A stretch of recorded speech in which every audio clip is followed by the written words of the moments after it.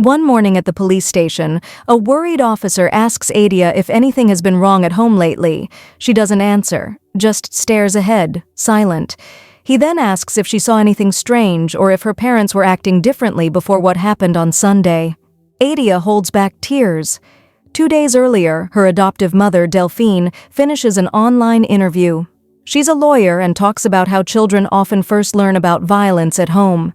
She also says that in her own diverse family, she teaches that every life matters, no matter a person's background or race.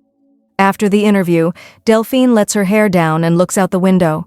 Her husband, Antoine, is outside cleaning leaves from the pool. A moment later, she goes to the bedroom to quickly change into her swimsuit. Delphine walks into the kitchen, and her husband asks how the interview went. She says it went well but made her feel sad once it ended. Even though he disagrees, she tells him to make a drink for their son, who's leaving in 2 days. At the same time, their adopted son, Aslan, is giving Adia instructions on how to care for his pet snails while he's away studying bugs in New York. He makes it very clear that she must not let one snail, Lily, out because it's poisonous. A moment later, Adia mentions she's staying at her friend's place tomorrow, which upsets Aslan. He hoped she'd be home on his last day in France. To make him feel better, Adia reminds him that he's only going away for a year and that they'll talk every day. She then jokes that she's not going to miss him at all, but when she sees he's hurt, she admits she was kidding and says she'll stay home after all. As she leaves his room, she looks back and quietly says how strange it will feel without him around.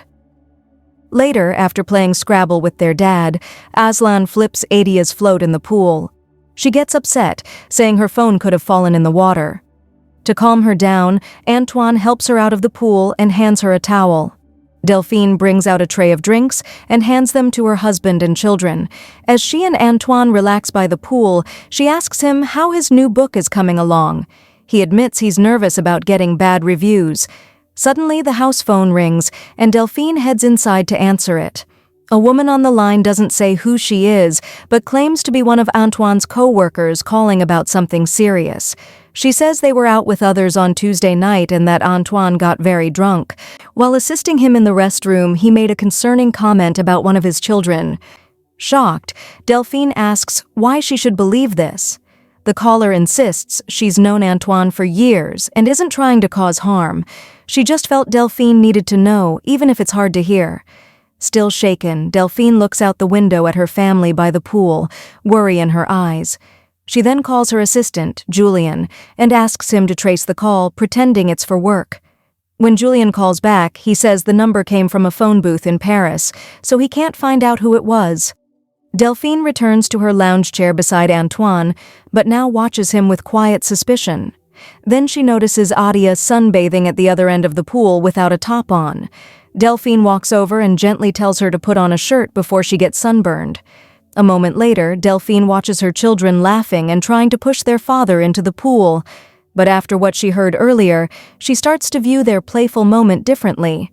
While the rest of the family enjoys the sunny day, Delphine quietly slips back inside the house to check Antoine's phone. After that, she goes into Adia's room and finds a small pouch in a drawer containing personal items. Later, she sits with Aslan in his bedroom and they share a moment together. She casually asks if he knows whether Adia is seeing anyone. He laughs and says he's not spilling any of her secrets. Delphine sighs and says she's just worried about her daughter's safety. Aslan teases her, joking that she might be getting a little too paranoid. At the same time, Adia asks her dad if they'll visit Aslan in New York. Antoine says yes. While playing with a plastic bottle and lighter, trying to shape it into a heart, she asks him to scratch her chin. She also tells him to check her neck for any signs of sunburn.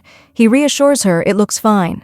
Once she finishes the heart, she gives it to him, and he promises to keep it close to his chest. Later, when Delphine comes back to the pool, she sees that Antoine and Adia are gone. She finds them in the kitchen. Antoine is applying cream to a burn on Adia's thigh, but because of the earlier phone call, Delphine can't help imagining something worse, picturing her husband behaving inappropriately with the teen. Trying to stay calm, she asks what happened. They explain that Adia burned herself with the melted bottle she was using. Still uneasy and looking for a reason to break the tension, Delphine scolds Antoine for using vitamin D lotion instead of proper antiseptic. Later, in the bathroom while treating the burn herself, Delphine brings up the items she found. Adia is upset by the invasion of privacy, but insists they were just a joke, something she and her school friends bought for fun. When Delphine says she doesn't want any secrets between them, Adia tells her not to worry and storms out of the bathroom. Trying to calm down, Delphine looks at herself in the mirror and takes some medication. On her way out, she tells Antoine she's going to a meeting at the school. Later, Aslan grabs a bucket of ice from the freezer and starts chewing loudly, which annoys his father. When Aslan asks for a sandwich, Antoine says he'll make one only if Aslan stops chewing on the ice. Meanwhile, Delphine pulls over near a dam and calls Brigitte, one of Antoine's colleagues. She says she needs to know more about the party on Tuesday. Brigitte reassures her. Yes, Antoine drank a bit, but he was respectful and just chatted with people. After hanging up, Delphine looks over the edge of the dam, quietly taking in the long drop.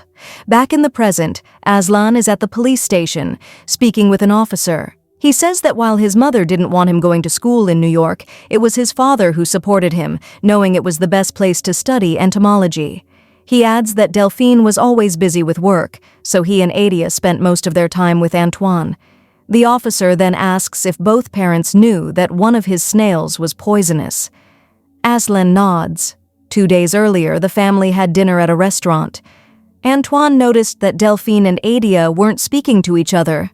After Antoine and Aslan step away for a bit, Adia takes the chance to apologize to her mom for how she acted earlier. She then admits she's been seeing a boy from school named Adam. Delphine stays calm and tells her that all she really wants is honesty between them, making it clear she's okay with her daughter dating as long as she's open about it. Later that night, the family shares drinks with some friends after dinner. The kids dance with their parents and the mood is light. But once they get home, Aslan suddenly says he doesn't want to go to New York because he'll feel alone. He adds that he's never really felt like he had a proper family. Adia hugs him and promises she'll visit often. Antoine joins in and holds both his kids close. Watching the scene, Delphine tells Aslan to stop crying. Feeling hurt by her cold reaction, he runs upstairs to his room, with Adia following him. Antoine, upset with how Delphine responded, silently walks to the kitchen. Later in the bedroom, he points out that she seems sad. Delphine, clearly not in a good mood, suggests they have a drink to relax before bed. She reminds him that sending Aslan to New York was his idea. Antoine explains that their son needs to learn to be on his own. Then Delphine casually brings up the office party and asks if he remembers who helped him when he was drunk. Antoine says it was a woman, but he can't remember who. Hearing this, Delphine's smile fades. She remembers the mystery caller was also a woman. Later that night, Antoine wakes up and sees Aslan sitting alone by the pool with a bucket of ice. Aslan says he couldn't sleep and tells his adoptive father that they need to tell Delphine the truth. Antoine disagrees, saying it would break her heart. But Aslan replies that the man should have thought about that 2 years ago. He believes Antoine only encouraged him to go to New York to push him away. Antoine says leaving the family hurts him too, but admits he loves Delphine and Aslan differently. Suddenly, Aslan kisses him, revealing that he, not Adia, is the child Antoine has been secretly involved with. Shocked, Antoine gently pulls away just as Delphine looks out the window. She sees them talking and assumes it's just a serious father-son moment. The next day, Delphine surprises the family by postponing Aslan's flight by a week, saying it's her way of apologizing for how she acted the night before. Later, she pulls Antoine aside, and he tells her she should have asked before making such a decision. She shrugs it off, saying it was a last-minute idea and she didn't think he'd mind. Before leaving for the village, Delphine secretly hides one of her phones under a couch pillow after calling it, so she can listen to what's going on at home. While she's away, Aslan tattoos a small snail on Adia's ankle. They both wonder why their mom suddenly delayed the trip. Delphine listens in from afar. Back at home, the siblings join Antoine in his study, and Delphine hears Aslan asking Adia to pick up some worms for his snails. While Antoine and Aslan are alone, Delphine listens in through the hidden phone. She hears Aslan say he's ready to leave for New York the next day, like originally planned. Antoine, clearly irritated, doesn't want to talk about it. He says Delphine has been acting strangely lately and hints that she might be suspicious about what's going on. Frustrated, Aslan points out that Antoine keeps saying he doesn't want him to leave, but never talks about how he feels, only about Delphine. Tired of the argument, Antoine walks out of the study and heads to the poolside cabana to work on his manuscript. A few minutes later, Aslan joins him. The two speak openly about their feelings and give in to their emotions, sharing a tender and emotional moment together. As Delphine returns home, she sees Adia in the driveway talking on the phone. Instead of pulling in, she parks on the road and quietly slips through the backyard toward the pool. To her horror, Delphine catches Antoine and Aslan in the middle of their act inside the cabana. In an instant, the truth from the mystery caller is confirmed. When they notice her, both scramble to get dressed but can't come up with an explanation. Shocked and heartbroken, Delphine calls Antoine a monster and says he has destroyed everything. Aslan tries to speak up, saying he and Antoine are in love and that no one forced him into anything. But Delphine, unable to accept what she's seen and heard, screams at both of them to leave her sight. Confused and overwhelmed, Antoine tells Aslan to find Adia and take the first train back to Paris. In the present, a police officer asks Antoine if his wife has a history of self-harm. He says yes, explaining it started after they lost their biological son just weeks after his birth. 2 years later, they adopted Adia. Aslan joined the family about 7 years after that. When the officer asks if anything unusual happened before Delphine's recent behavior, Antoine lies and says nothing stands out. The day before, Aslan, still shaken, tells Adia they need to leave for Paris because their mother caught them. Adia doesn't say much, but her calm response suggests she already knew about the relationship. Moments later, Delphine pulls up and tells them to get in the car. Soon after, Antoine catches up with them and tries to defend his daughter, saying she had no part in it. But Adia speaks up, saying she knew everything. Aslan adds that he had to tell her because she once saw them together. Delphine realizes she was the only one who didn't know, and, heartbroken, drives off alone.